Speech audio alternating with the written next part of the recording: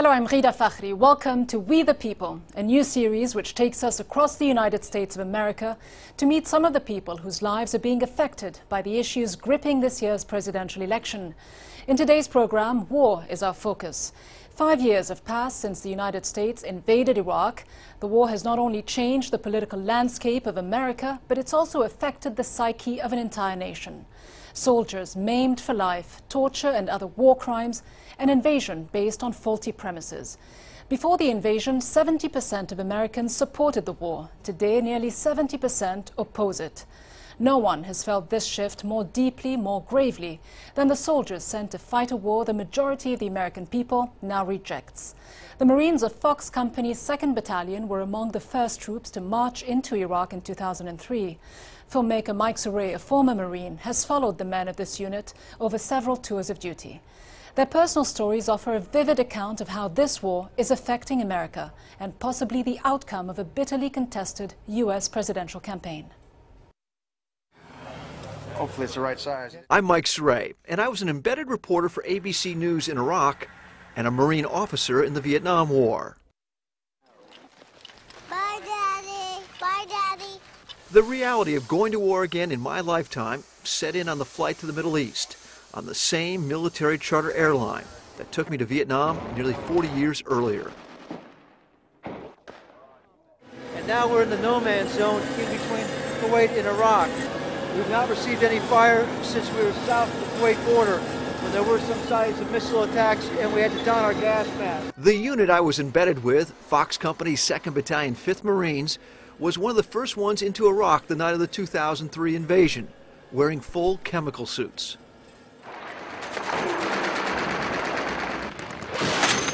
Within minutes of leaving our lines, we were hit again. For the 3rd straight day, we're taking contact from a main Iraqi brigade stationed on the main road leading into Baghdad. Like this latest generation of Marines, I never doubted how quickly and decisively they'd be able to topple Saddam Hussein and his government. A mission more than 70% of Americans supported at the time, and both houses of Congress authorized. Get past it! Don't stop! Get past it!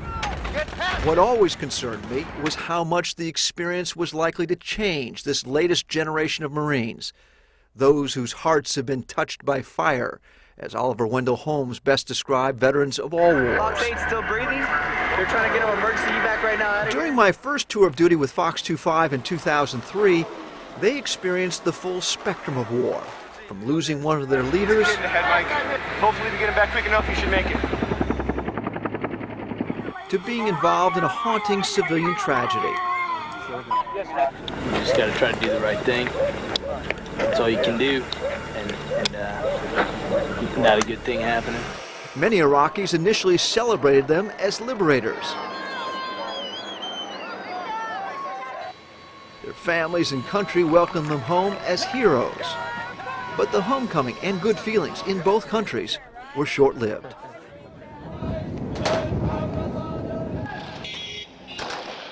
A year later, I was back with many of these same Marines for their 2nd tour of duty in a war they thought they had won and was over for them and the Iraqis. These guys have been shot twice.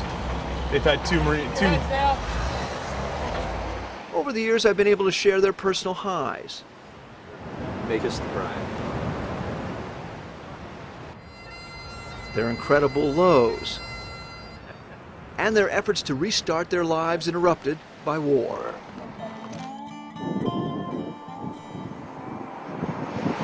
I don't think any of us embedded reporters ever imagined we'd become such a part of this extended family of the units that we were assigned to. In my case, it's been almost 5 years now, and not a month goes by that I don't receive a letter, an email, or sometimes it's even a phone call. Mike Seray, Mike Elliot. Hello, friend.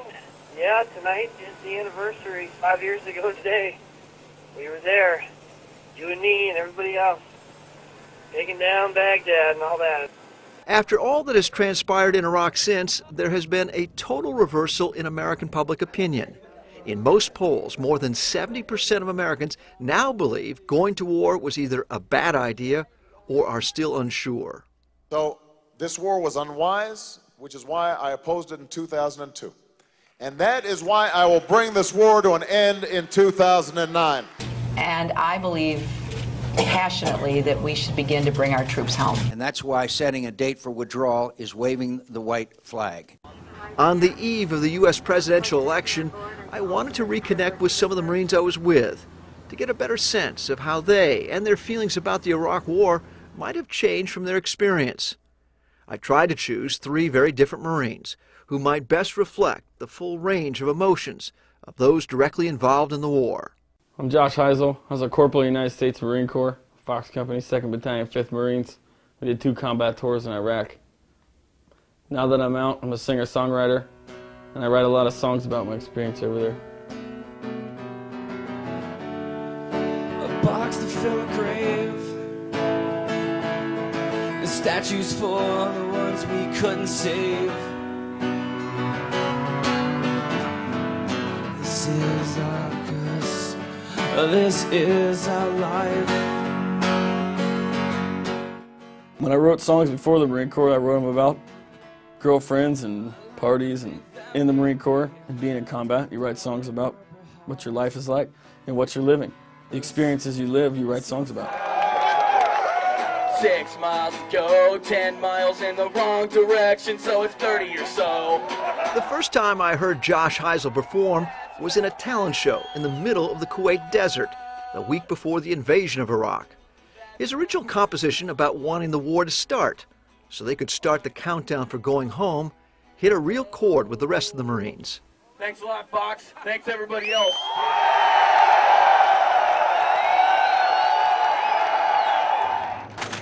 Chapter 1 was about, to us, we were liberating Iraq. We invaded, we finished it, and they were liberated, they were happy, they were screaming, cheering. Back when we got home, I felt like I'd really accomplished something. Yeah, I thought it was over because Bush and the entire world said it was over. So when I got home, I thought that was the end of it. We were all pretty happy to be home. Goodbye, Iraq. My hero, my hero. As a family man, when it's time to deploy, that's a lot different than when you're single. I felt horrible about leaving my wife with the infant. I missed them before I even left. I knew I was going to miss them. It was more about survival. We were hooking and jabbing with guys we didn't know who they were. You know, someone could shoot at you and change clothes and waltz right by you, and you couldn't really do anything about it. It was a scrap. It was an all-out cockfight. This time, yeah, I'm definitely watching my own ass a little bit more, just because I want my kid to have a dad.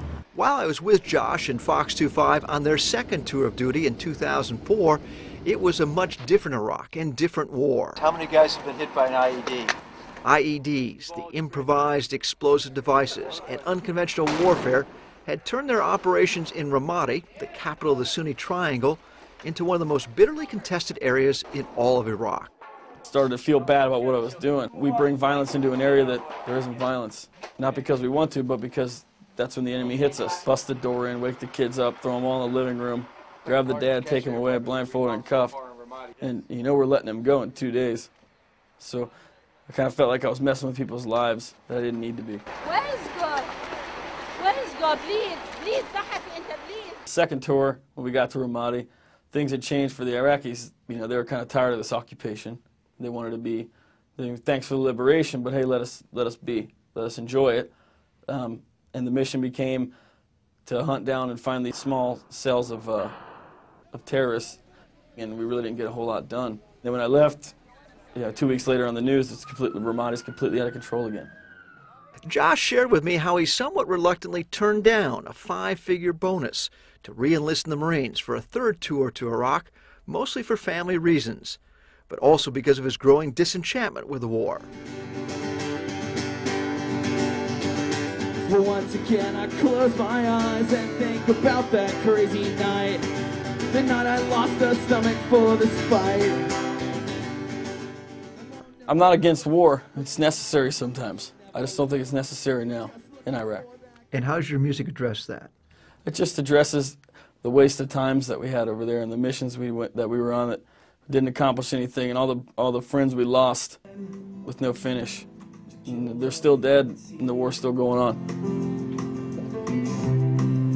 There ain't no hippie highway. The songs are against the war in some aspects, as far as suffering and seeing pain and seeing death. I don't think anyone should ever have to see that. When you finish combat, when you finish your tours, and you get out and you come home. And of course, it's great for a month or two, but you never forget that. I think that lives with you forever, for the rest of your life. The war now is like lowest on the totem pole, and while these boys are still over there taking rounds in the chest, you know, all we can talk about here is Obama's a black dude, Hillary's a woman, and McCain's like 100 years old. I keep living awesome lives while I bottom feed and struggle to survive. This is my curse. This is my life. One of the main reasons I started to play this music so much is because, you know, my boys are still over there, and I still think about them almost every day. You know, it's hard to sleep sometimes. If I can be just a part of the power that brings them home, then I feel like I'm still a part of it. I hope that someday I can write a song about this war in the past tense. I hope so.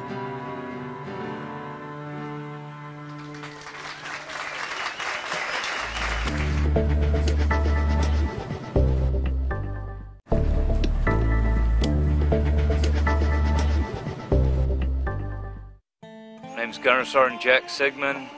Did 2 tours in Iraq with 2nd Battalion, 5th Marines. I've got 14 years in the Marine Corps now. Plan on staying until I retire in 6 years, despite having lost my leg on my last tour. You know, every day that I go and get up in the morning, go to bed at evening, I'm going to be taking on and off a prosthetic that, you know, wouldn't have happened if it hadn't been for the war. Even with that, I wouldn't have changed a thing about it, because I know that we were doing the right thing. For a career Marine like Gunnery Sergeant Jack Sigmund, the adventure and inevitability of going to war was something he had trained for most of his adult life. Doing the invasion, we were seeing the looks on the Iraqi people's faces as we were rolling through the various towns and seeing them just cheering and throwing parties. Yeah, that was pretty much an emotional high point over the last 5 years. The second go-round, there was not nearly as much confidence that the Iraqi person on the street was exactly what he pretended to be. Love Iraq, love America, love America. Why? He may be Mr. Joe nodding his head and waving at you, and tonight he might be the guy shooting at you. An RPG was fired from a couple 100 meters behind me, and it came up and hit and detonated in my calf. Can't let you beat me, Mike. I caught back up with him soon after he returned to the U.S. to begin his therapy at Washington's Walter Reed Medical Center. Despite his loss, little had changed his mostly positive feelings about the country's mission in Iraq and his intentions of staying in the Marines and making it a career like his father had. Well, there's no doubt in your mind as to what you're going to do in the future. Oh, no bit. And that is? I'm going to run the PFT, I'm going to stay in the Marine Corps. I'm going to retire from the Marine Corps as an amputee. So, that's my goal. 2 years later, Gunny Sigmund called to tell me he was the first above-the-knee amputee allowed to stay in the Marines. Getting out of the Marine Corps, I could deal with. Being an amputee, I can deal with. But being an amputee and getting out of the Marine Corps at the same time, I think I'd have had a real hard time dealing with, because my brother Marines are part of my support network. Has anything changed about your feelings about the war, about the mission? It's 5 years now, it keeps on going. No. I still believe that, it's a very political question, but regardless of the political policies, the faulty intelligence, if it was faulty, we did the right thing. We saw the look on the people's faces when we came rolling through, and they were glad to see us. What are your feelings towards Iraqis? Having committed so much of your personal life, how do you think they might feel about you? As much propaganda as gets sent out over the airwaves, over the internet, and over the TV over there, I imagine I'm probably 1 or 2 steps ahead of the devil. But in your mind, and do you feel like you're still the good guy? The 1st Marine Division slogan that's been adopted Marine Corps-wide says it all. No better friend, no worse enemy. And what about people in other countries and other places that say, I can't imagine these guys, you in particular, could sacrifice and give so much, so often, over the past 5 years, to give somebody else freedom? We were going in to do the right thing because we believed there were bad things going on in Iraq, and they were going to eventually affect us as a nation. This election coming up, is it any more or less important to you than previous ones? Main things I'm going to look for in a president is going to be how they're going to support the armed forces, how they're going to support the veterans once they've gotten out of the service. When his original unit, Fox 25, was sent back for their third tour of duty in 2007, Gunny Sigmund shared with me his frustrations about not being able to go back to Iraq with them. Well, I'm a Marine infantryman, and Marine infantrymen fight. That's our whole reason for being here. And seeing all these guys roll out,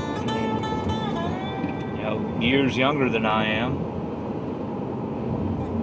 Seeing them getting to go, and I feel sort of like the old racehorse that still watches stuck at the stables on the side. Can watch but can't play anymore.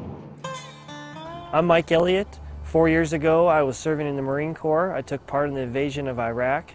I'm now back in Helena, Montana, working as a social worker. Seeing things out here, being part of a war, being part of history, it's impacted us all in different aspects. We all share the same feelings about the war, and we're doing a good job, but yeah, definitely it's changed my life forever. I won't go back to the States the same.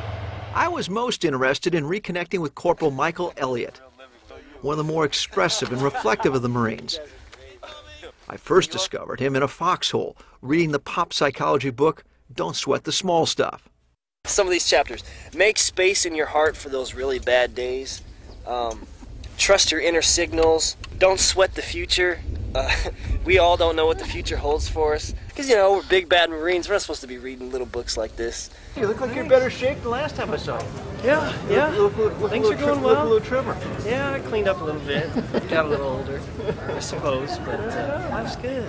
According to the latest research, nearly 1 in 5 Iraq and Afghanistan veterans is currently experiencing some form of PTSD, post-traumatic stress disorder. Michael Elliot is one of them.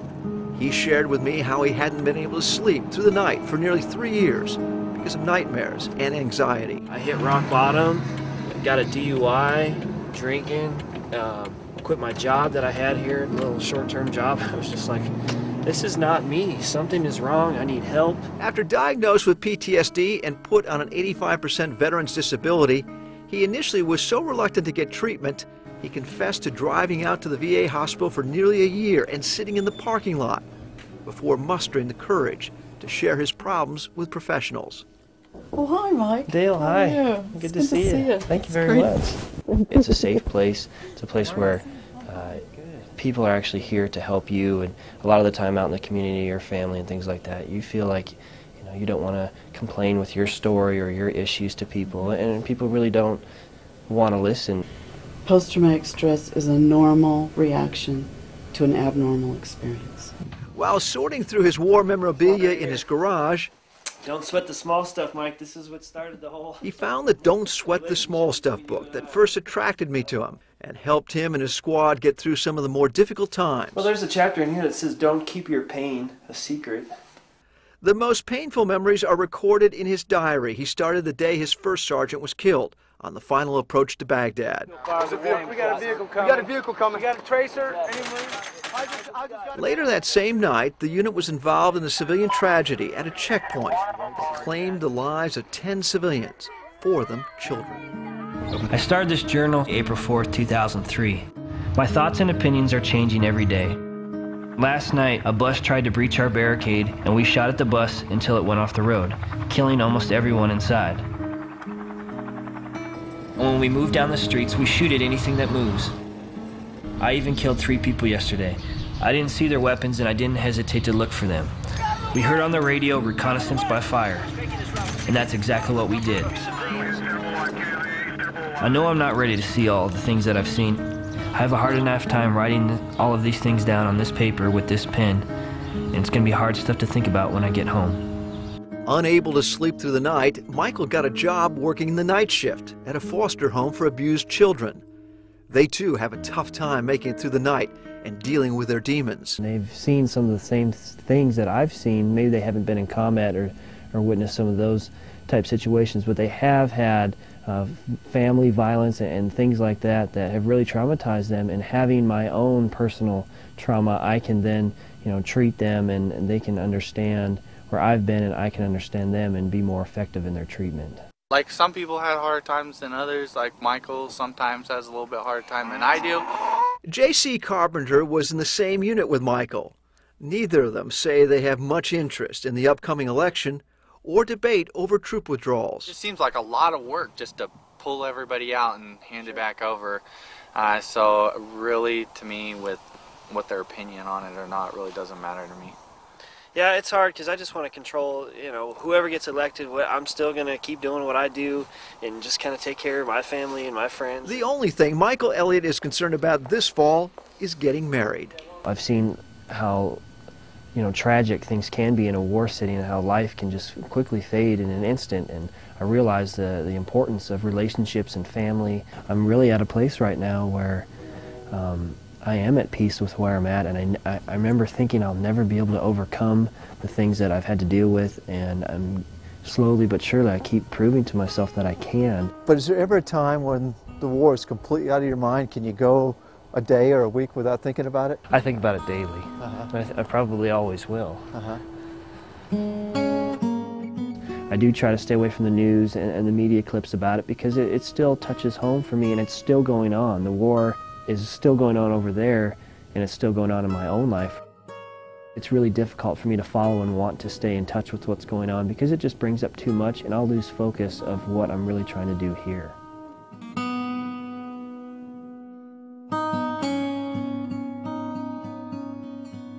Thank you for watching. Join us again next time when we take a look at another challenge facing the United States of America.